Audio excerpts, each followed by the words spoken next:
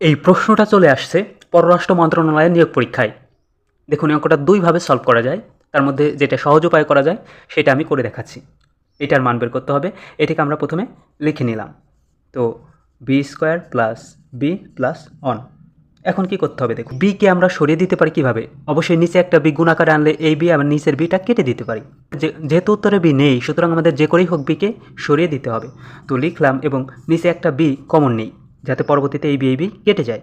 তো B square থেকে B common নিলে থাকে শুধু বি, এবং বি থেকে বি কমন নিলে থাকে অন, এবং অন থেকে এইখানে তো বি নেই অথচ বি কমন নিয়েছি, এখানে থাকবে অন বাই বি, কারণ কমন নেওয়া অর্থ ভাগ দেয়া। ওকে, এখন কি করতে পারি? এই বি আর এই বি কেটে গেল, উপরে থাকলো ওয়ান, নিচে থাকলো বি প্লাস ওয়ান বাই বিকে আগে লিখি ওয়ানের, ওয়ান বাই বি পরে ওয়ানটা লিখি। এখন কি হলো দেখুন, এই যে B plus one by B এটার মান কিন্তু ওই যে দেওয়া রয়েছে 4। তো আমরা লিখি one by B plus one by B এর মান 4, আর এইদিকে 1। তাহলে ফলাফল কত আসতেছে? 1/5।